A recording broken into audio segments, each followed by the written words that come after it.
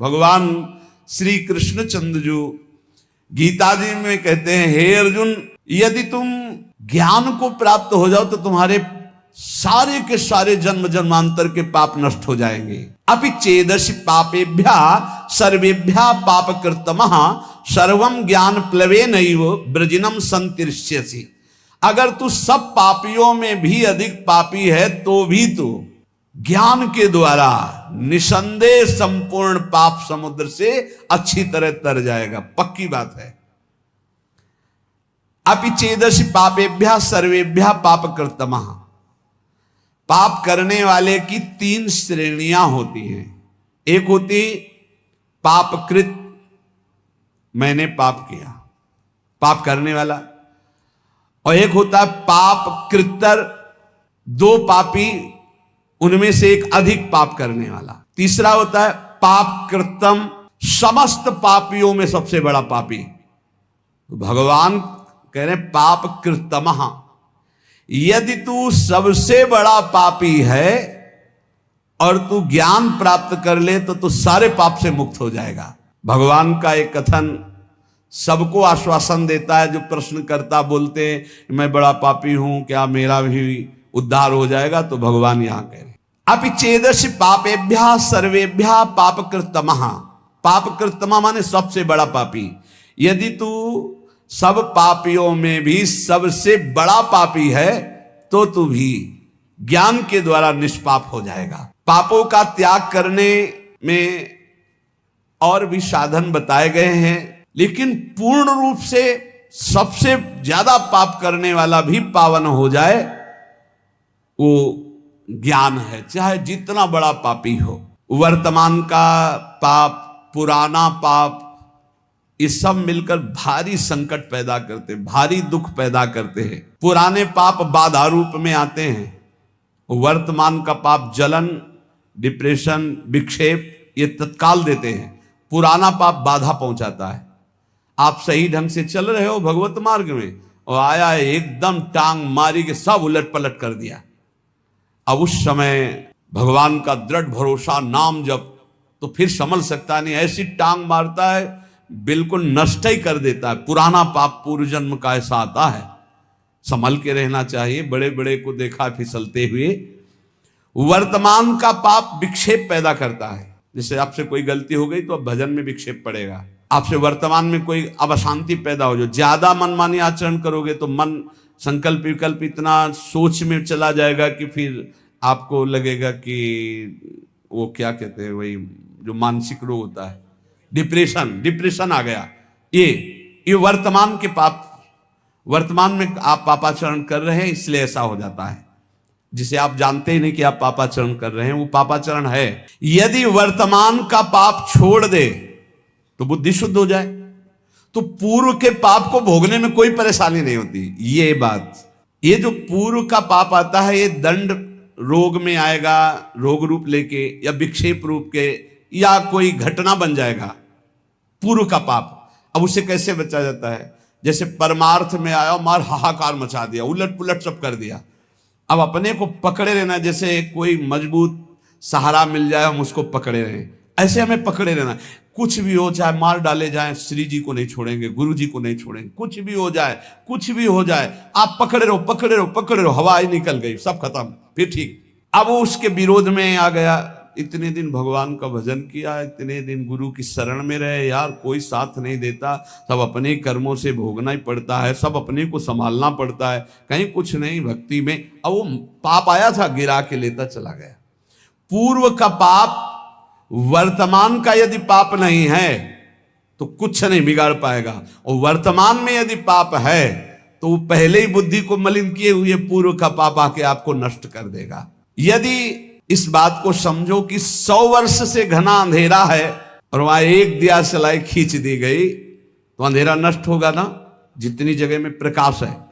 ऐसे ही ज्ञान जो है अनंत जन्मों के पापों को तत्काल नष्ट कर देता है। चेत भगवान कह रहे ऐसा पापी जो सब पाप खूब किए हुए है, स्वयं परमात्मा में तो कभी लग नहीं सकता पापी आदमी, कभी नहीं लग सकता।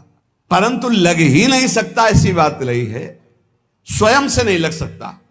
पाप करने वाला स्वयं से भगवान में नहीं लगता। कैसे लगता है?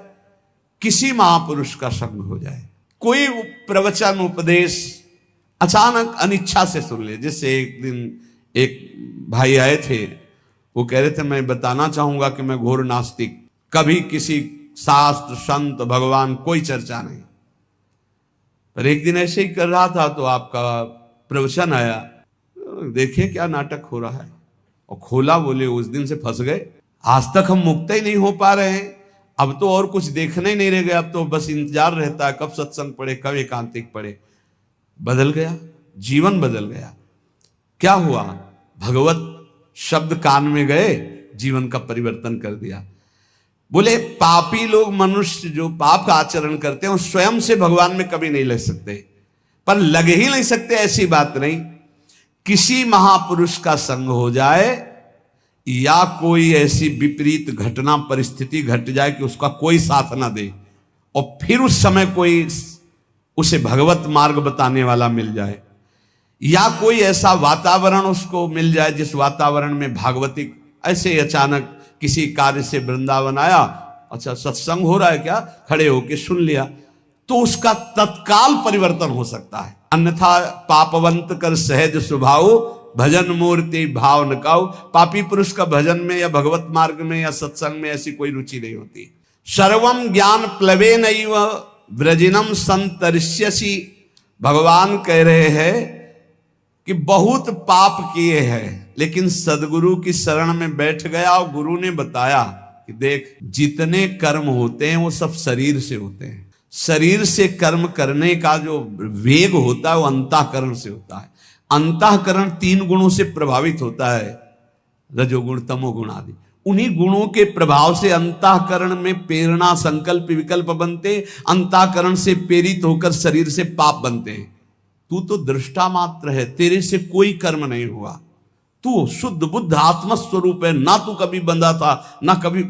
ओ बात उसके बैठ गई। मूला भावे कुतः शाखा, मूल से ही काट दिया कि तू करता ही नहीं है। जे ही गुरुजनों ने ऐसा उपदेश किया तो स्वतः सिद्ध ज्ञान स्वरूप जीवात्मा है, जो भगवान का अंश है वो ज्ञान स्वरूप है। जे ही उसको ये ज्ञान हुआ कि अरे मैं तो बड़ा भ्रम से फंसा हुआ था, अब तो शरीर से पाप होने नहीं देंगे और अंतःकरण में कोई पाप संकल्प बनने नहीं देंगे, क्योंकि अभी तक मैं समझ रहा था कि मैं ही करता हूं। अरे ये तो अंतःकरण गुणों से प्रभावित होकर गुणानुगुण वर्तन्ते मनुष्या पार्थ सर्वसा। अब नहीं, अब इस नौका में कोई छेद नहीं, ज्ञान रूपी नौका में बैठ गया। गुरु रूपी खवैया ने ऐसा डांड मारी कि भंवर से नैया पार हो गई। एक भी उसे पाप का फल नहीं भोगना पड़ेगा। ये ज्ञान का बहुत, मैं शुद्ध बुद्ध आत्मा स्वरूप हूं, ये जहां बोध हुआ।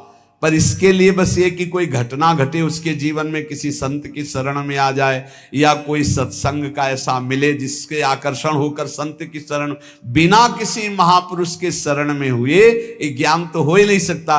और अगर ज्ञान हो जाए तो भगवान कह रहे हैं अपि चेदसि पापेभ्यः सर्वेभ्यः पापकृतमः सर्वम ज्ञान प्लवे नैव व्रजिनम संतरिष्यति।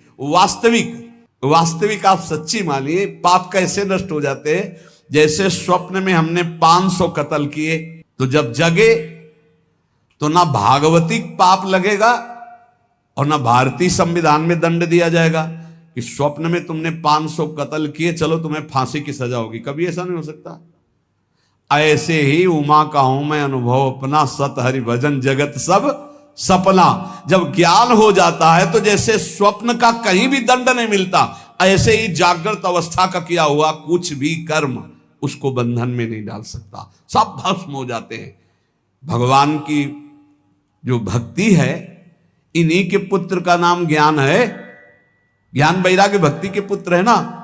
शुद्ध ज्ञान होता है भगवान के चरणों से चित्त जोड़ने से, नाम जप करने से।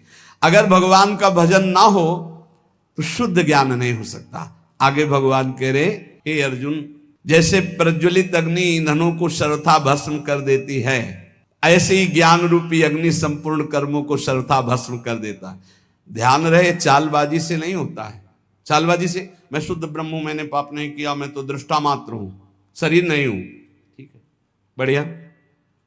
अब बीच बाजार में थप्पड़िया जाओगे, बुरा नहीं लगना चाहिए, तुम शरीर नहीं हो, तुम शुद्ध बुद्ध आत्मा हो, पिटाई तो शरीर की हुई, नहीं बुरा लगा ना, पाप नष्ट हो जाएंगे तुम्हारे। रबड़ी रसगुल्ला खाओ तुम और पाप नहीं, मैं तो दृष्टा मात्र हूं, तो ठीक है, तुम्हारा अपमान भी होगा, तब दृष्टा मात्र रहना। शुद्ध ज्ञान हो जाए तभी पाप नष्ट होगा, बाणी वाले ज्ञान से पाप नष्ट नहीं होता, ध्यान रखना।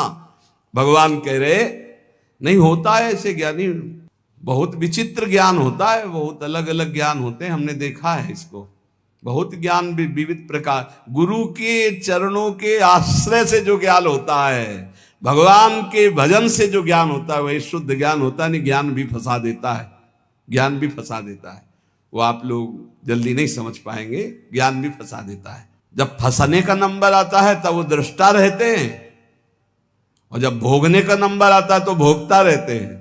तो चतुर शिरोमणि भगवान से नहीं बच पाओगे, फिर वो भी भोगना पड़ेगा। अवश्य में भोक्तव्यम कृतम कर्म शुभाशुभम।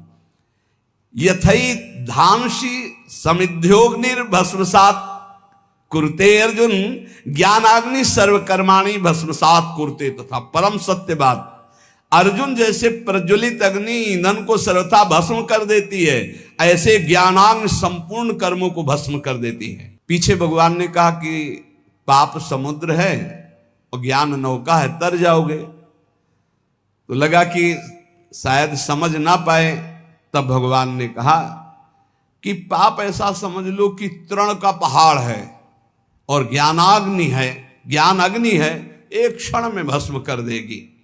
ज्ञानाग्नि सर्वकर्माणि भस्मसात् कुरुते। तथा जैसे ढेर सारा पहाड़ लगा हो, काष्ठ का, तृण का, रुई का, और एक दिया सलाई लगा, सब भस्म हो गया, ऐसे एक ज्ञान केवल ये, मैं स्थूल शरीर नहीं हूं, मैं सूक्ष्म शरीर नहीं हूं, मैं कारण शरीर नहीं हूं, मैं आत्मस्वरूप हूं, आ गया ज्ञान। बहुत कठिन है, इसी के यही गंगा किनारे का जीवन था, ये बहुत कठिन भाई। जब भूख लगती प्राणों को ना, तब दृष्टा नहीं रहता, भोगता रहता है कि यार कहीं एक रोटी मिल जाए। तो जब प्यास लगती है ना, तो ये चिंतन नहीं रह पाता कि प्यास तो प्राणों का धर्म है, मेरा धर्म थोड़ी, तो फिर लगता है बहुत विचित्र है। शरीर आसक्ति गुरु कृपा से, गुरु सेवा से नष्ट होती है। जब तत्व ज्ञान हो जाता है तो संचित क्रियमाण सब भस्म हो जाता है, और प्रारब्ध का भी मिटिया मेट हो जाता है। मिटिया मेट जब शरीर है नहीं है तो प्रारब्ध शरीर भोगेगा, हम तो भोगेंगे नहीं। बहुत कठिन है, बहुत कठिन। बातें बनाना बहुत सरल नहीं।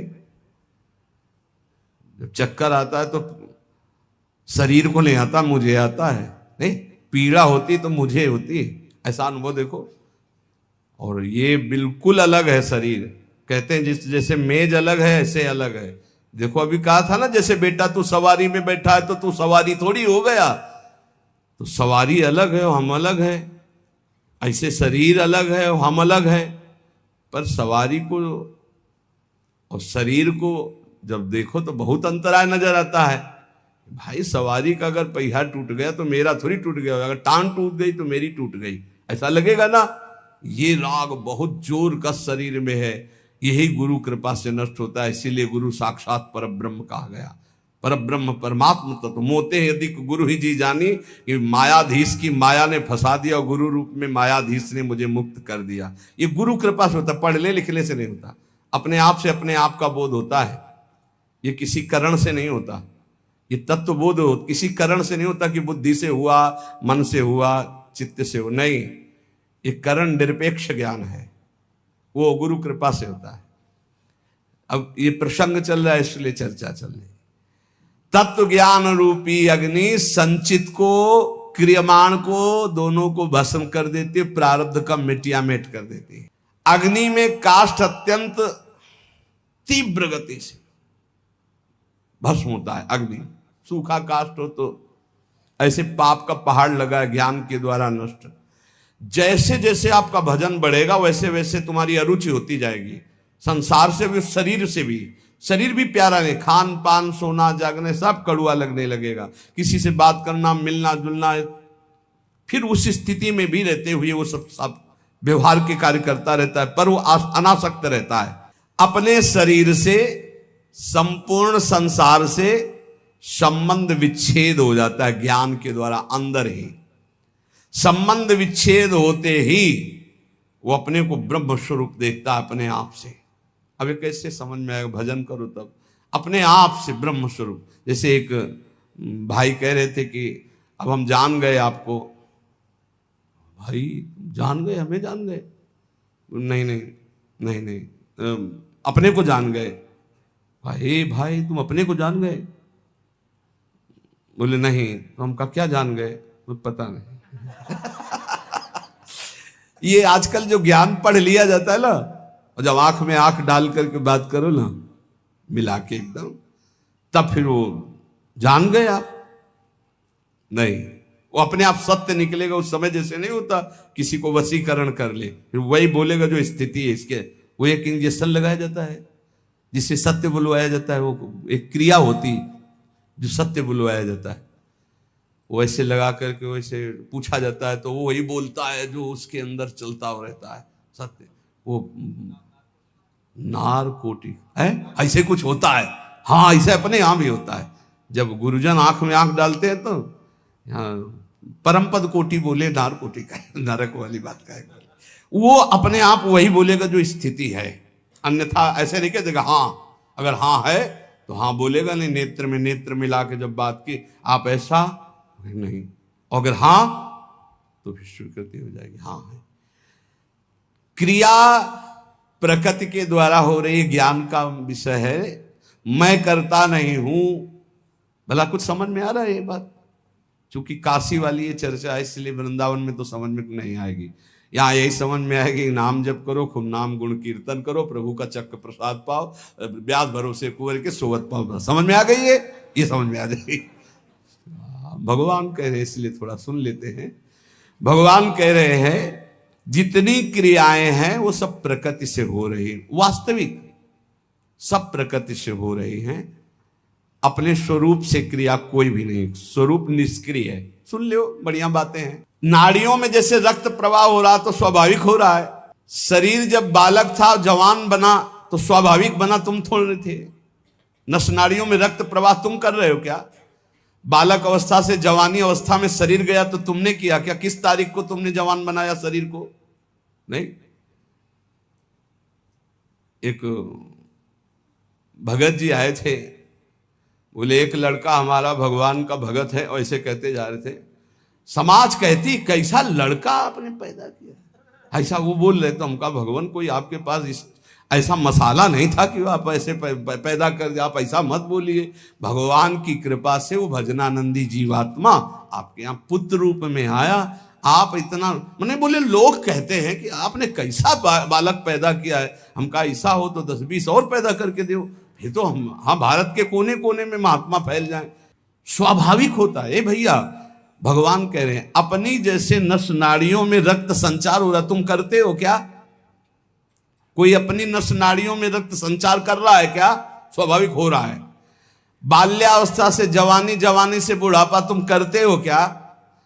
नहीं, स्वाभाविक हो रहा है।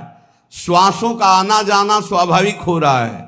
भोजन पाते हो, अंदर जाकर स्वाभाविक पच रहा है। जैसे ये सब क्रियाओं में तुम करता नहीं हो, ऐसे बाहरी क्रियाओं में भी तुम करता नहीं। शुभ अशुभ दोनों भी तुम्हारे द्वारा नहीं हो रही। ये सतोगुण, रजोगुण, तमोगुण की 3 माया की वृत्तियों के द्वारा हो रही। अगर ये ज्ञान हो जाए तो अभी तुम मुक्त हो जाओ कर्ता भाव से, तुम्हें कोई दंड नहीं भोगना पड़ेगा। बोले आज से हम बोल देंगे कि प्रकृति करती है, मैं थोड़ी करता हूं, फंस जाओगे। ये अंदर की वृत्ति है। अच्छाई और बुराई ये तभी तक रहती है जब तक अज्ञान रहता है, और जहां ये ज्ञान हो जाता है तो ना अच्छाई रहती ना बुराई रहती, वो ब्रह्म स्वरूप रहता है। ये जो लौकिक गुण दोष हैं दोनों से परे हो जाता है, वो गुणातीत महापुरुष हो जाता है। अगर ज्ञान की बात को लगाया जाए ऐसे व्यर्थ की क्रियाओं में कि मैं करता नहीं हूं, तो पिटाई बहुत जोर की भगवान कराते हैं। खाना पीना, चलना बैठना, देखना बोलना, ये क्रियाएं सब हो रही माया के द्वारा, तुम करता नहीं हो। ये तुम भी माया शब्द है। पर माया के प्रभाव से अपने को सब करता मान लेते नहीं, सब करता मान। कितना बढ़िया हमने गाया, कितना बढ़िया हमने बनाया, कितना बढ़िया हमने ये सब हमने हमने हमने और जब कोई गलत कुछ हो जाता तो बोले उसकी सत्ता के बिना पत्ता नहीं हिलता, तो ये गलत हुआ तो और भी पत्ते हिलेंगे, अभी पिटाई वाले पत्ते भी हिले। अच्छा किसने किया? मैंने। और बुरा किसने किया? बोले उसकी सत्ता के बिना पत्ता नहीं हिलती। तो उसकी सत्ता में नर्क भी है, रोग भी है और कानून विभाग भी है। ये ज्ञान को समझना, बहुत इस ज्ञान का दुरुपयोग कर रहे हैं।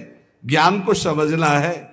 जैसे हम श्वास लेना, भोजन पचाना, रक्त संचार करना, शरीर का बालक से जवान होना कहीं हम नहीं है, ऐसे हम किसी कर्म में भी करता नहीं, सच्ची बात। पर माया के प्रभाव से हम अपने को कर्ता मान लिए गए। इसी कर्ता से कर्म बने, कर्म के कारण वो बंध गया, ना बंधना हुआ भी बंध गया। यद्यपि मृषा छूटति कठिनाई। यही तत्व ज्ञान गुरु के चरणों में होता है।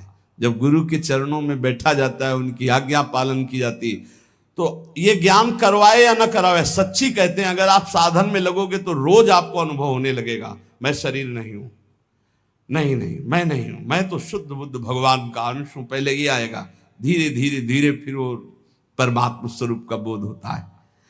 तत्व ज्ञान जब जागृत होता है तो अनेक जन्मों के संचित कर्मों को भस्म कर देता है, क्योंकि सभी संचित कर्म अज्ञान के द्वारा माने गए थे। और जहां ज्ञान हुआ तो अज्ञान जो कर्मों का आश्रय था, आधार रूप था, वो अज्ञान, अहंकार, अविद्या सब भस्म हो गई। ये बहुत आनंद है। वैराग्य में जो आनंद है वो कोई त्रिभुवन पति होने पर भी नहीं जान सकता। और जो वैराग्य के बाद ज्ञान में आनंद है उसका क्या कहना, और जो बोध में आनंद है फिर उसका क्या कहना, और फिर जो प्रेम में आनंद है वो तो पूछो ही मत। ये भोगी पुरुष जान ही नहीं सकते कि त्याग में क्या, वैराग्य में क्या आनंद है। फिर ज्ञान में, फिर बोध में है रोज नवीन उन्माद सुख का होता है, नवीन उन्माद। क्रियमाण कर्म सब अकर्म हो जाते हैं, अनंत जन्मों के संचित भस्म हो जाते हैं, और प्रारब्ध जो अनुकूल प्रतिकूल घटना लेकर के आता है वो शरीर तक रहता है, स्वरूप तक नहीं, से तीनों बेकार हो गए। क्रियमाण, प्रारब्ध, संचित तीनों नष्ट हो जाते हैं ये ज्ञान होने पर कि मैं आत्मस्वरूप हूं, मैं स्थूल सूक्ष्म कारण शरीर नहीं हूं। अब इसका हम सरल भाव में वर्णन करते हैं। हे प्रभु, मेरे इस स्थूल शरीर से जो क्रियाएं वो सब समर्पित, सूक्ष्म शरीर में जो संकल्प हो नाथ आपको समर्पित, मेरे स्वभाव से जो भी कर्म बन जाए वो आपको समर्पित। मैं आपका, मेरे तीनों शरीर आपके, मेरे सब कर्म आपके, और राधा राधा राधा राधा राधा।